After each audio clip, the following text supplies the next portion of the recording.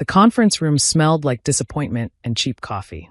I sat across from HR Director Janet Mills and my direct supervisor, Tom Bradley, trying to keep my expression neutral as they delivered the news I'd been expecting but hoping against.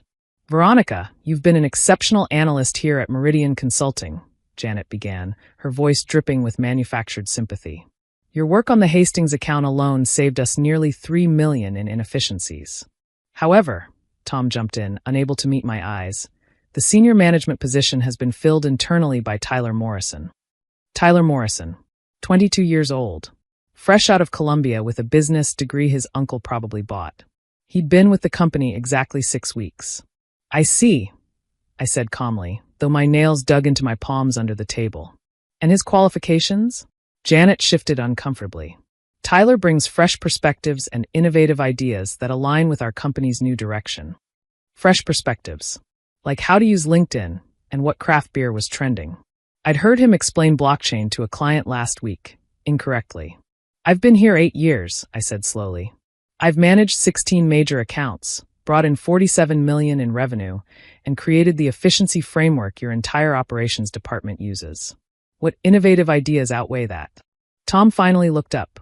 "Look, Veronica, it's nothing personal. Tyler has an MBA from Columbia I have an MBA from Wharton. He has connections in the industry His uncle is the CEO." Silence fell like a lead curtain. Janet's smile became strained. "That's a very serious insinuation," she said. "Our hiring practices are completely merit-based." I almost laughed. Tyler had asked me last week what ROI stood for. But I kept my face neutral, professional. 8 years of practice.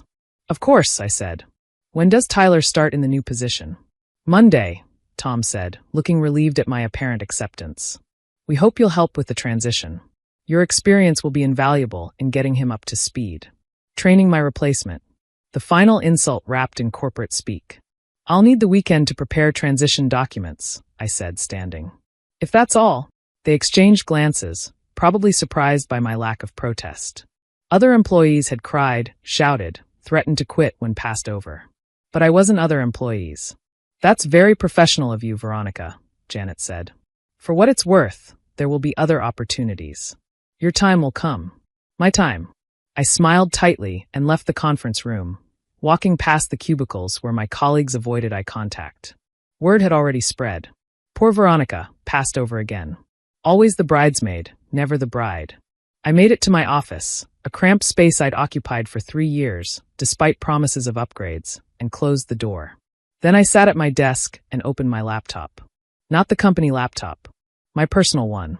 Most people at Meridian knew me as Veronica Chun, a senior analyst who handled mid-size accounts and never made waves. What they didn't know was that I was also V. Chun, founder and sole proprietor of Chun Holdings LLC, the umbrella company for 17 different businesses I'd built over the last 6 years. It had started small, a side consulting gig that grew. Then another. I'd created different entities for legal and tax purposes, each with its own EIN, its own contracts, its own carefully maintained corporate veil. Together, they represented Meridian's largest client portfolio. The beauty was in the structure. Each company appeared independent: Richmond Analytics, Bauer Tech Solutions, Fairweather Innovations, and 14 others. Different addresses, thank you, virtual offices. Different points of contact, me, using various emails and voice modulation software for phone calls. Different industries and needs. But all of them funneled through Meridian Consulting. All of them paid their invoices on time. All of them renewed their contracts without negotiation. Together, they accounted for 72% of Meridian's annual revenue. I pulled up my master spreadsheet and smiled. Tomorrow was Friday.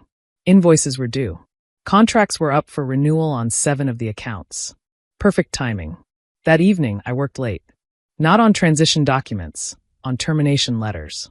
Each one carefully crafted, legally bulletproof, citing various breaches of contract that I'd overlooked for years. Late deliverables here, subpar quality there, failure to meet SLA requirements that I'd never enforced because, well, I was managing both sides.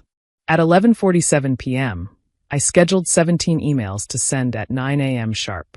Then I went home, poured myself a glass of wine, and slept better than I had in months.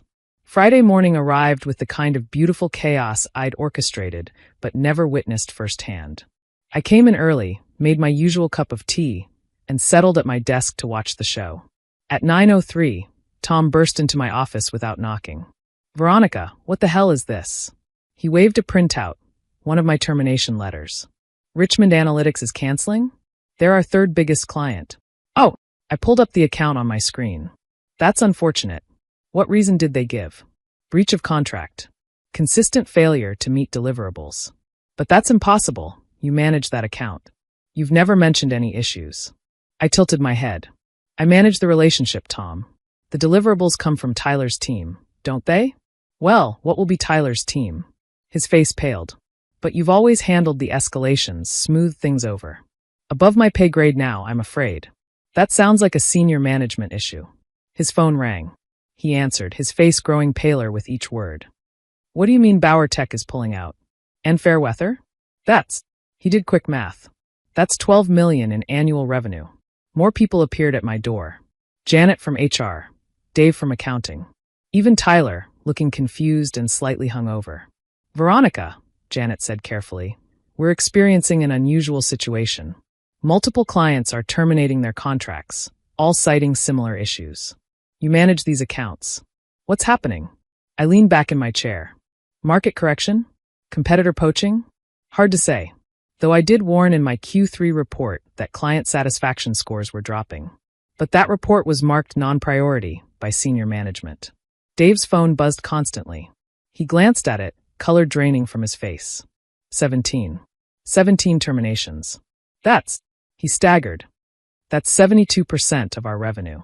We'll have to close the Boston office. Hell, we'll have to close most of our offices." Tyler finally spoke up. "I don't understand. Why would they all leave on the same day?" I looked at him with something like pity. "Tyler, what would you do if your consulting firm consistently failed to deliver, then promoted someone's nephew over the person who'd been holding everything together?" That's defamation." Janet sputtered. "You can't imply we're nepotistic." "I'm not implying anything. I'm explaining market dynamics to Tyler. Consider it training for his new role." Tom's phone rang again. He answered, and I could hear CEO Morrison's voice screaming from across the room. Tom held the phone away from his ear. "He wants to see all of us. Now." The procession to the executive floor was like a funeral march. I brought my tea and sipped it calmly while everyone else sweated through their shirts. CEO Robert Morrison sat behind his massive desk, face red with rage or panic or both. Tyler stood in the corner, probably wishing he'd stayed at his uncle's Hampton's house one more week. "Someone explained to me," Morrison said with deadly calm, "how we lost 72% of our revenue in one morning." Everyone looked at me. I smiled. "Market forces are unpredictable," I offered. "Cut the shit, Chin." Morrison's calm shattered. "These clients all cite the same issues. Breaches we've apparently ignored for years. They all terminated within minutes of each other. This is coordinated." "That does seem unlikely," I agreed. "Unless, of course, they were all connected somehow. But that would be a massive conflict of interest, wouldn't it? Having connected companies all funnel through one consulting firm? We'd have to disclose that in our SEC filings." Morrison's eyes widened. He was starting to understand. "Pull up the client list," he barked at Dave. "Full corporate structures. Now." Dave's fingers flew over his tablet. The more he searched, the more his face resembled cottage cheese. They're all registered to different addresses. Different tax IDs. But the filing patterns. He looked up slowly. They were all created within the same 18-month period. All filed in Delaware. All using the same registered agent service. "Veronica," Morrison said softly, dangerously. "What did you do?" I set down my teacup. "I built a business. Several, actually.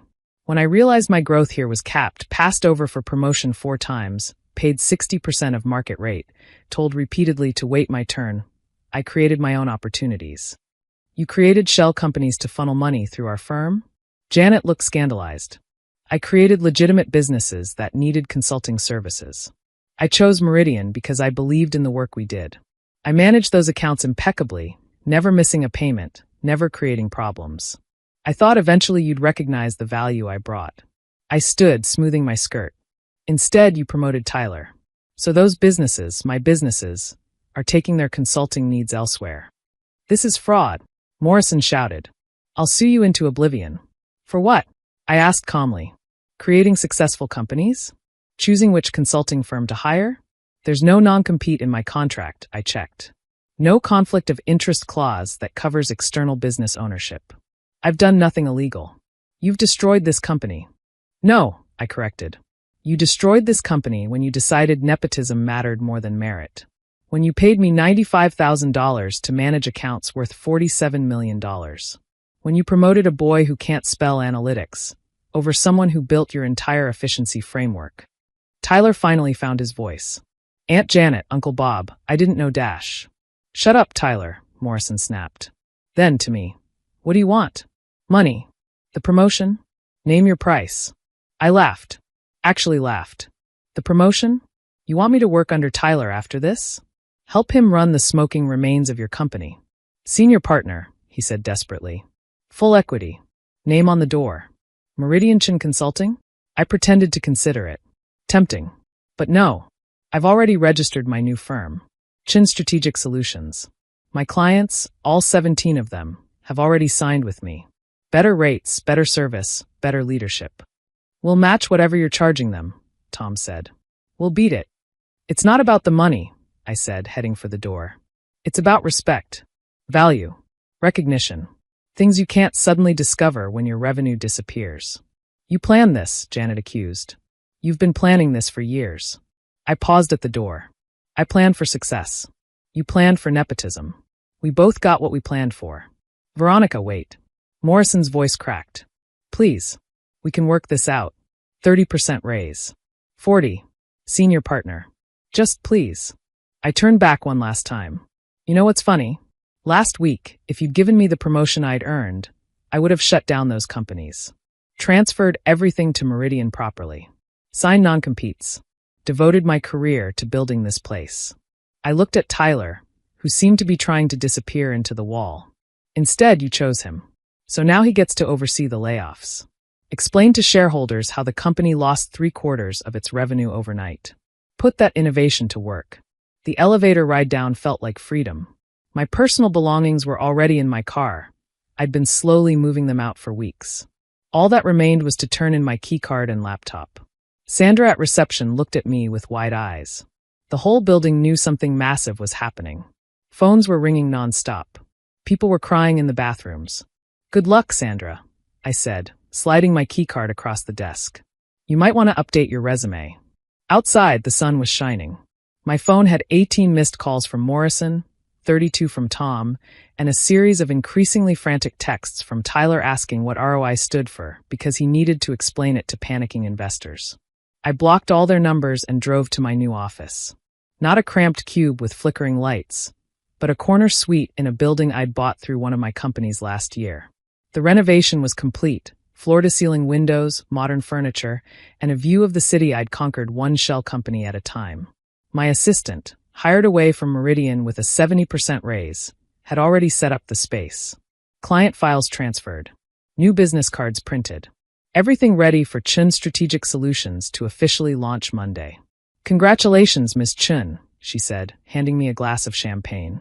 How does it feel to be CEO? I looked out at the city, at the Meridian building visible in the distance.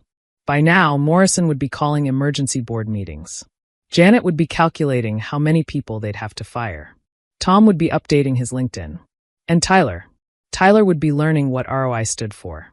It feels, I said, raising my glass, like recognition. That weekend, the business press had a field day. Meridian Consulting loses 72% of revenue in single day. Mass exodus leaves consulting giant reeling. CEO Morrison steps down amid client crisis. Monday morning, I arrived at my new office to find 17 flower arrangements from my clients, all with variations of the same message. Thank you for your continued excellent service. By noon, I'd received inquiries from 6 new potential clients, all referencing Meridian's implosion. By evening, I'd hired 3 senior consultants, all formerly from Meridian, all women who'd been passed over for promotions in favor of someone's nephew or golf buddy. A month later, Meridian filed for bankruptcy. The building sold to a real estate developer. One of my shell companies bought it for 40 cents on the dollar. I kept Tyler's office intact as a reminder. Sometimes I ate lunch there, looking at the wall where he'd hung his Columbia diploma. The same wall where I now kept my business licenses. All 17 of them. Janet Mills applied for a job at Chin Strategic. I hired her as a junior HR coordinator. She needed the health insurance, and I believed in second chances. She was excellent at filing, and she never mentioned the word nepotism again. Tom Bradley became a freelance consultant. I threw him some overflow work occasionally. He always delivered on time, grateful for the opportunity. Tyler Morrison moved back to the Hamptons. Last I heard, he was teaching tennis at the country club and still asking people what ROI meant. And me? I run one of the fastest growing consulting firms on the East Coast. We have a strict policy. Promotions based on merit, pay at 120% of market rate, and absolutely no nepotism. My office wall has one decoration, a framed printout of Morrison's email announcing Tyler's promotion. Below it, in elegant script, recognition comes in many forms. Sometimes the best revenge isn't revenge at all. It's success. 17 times over.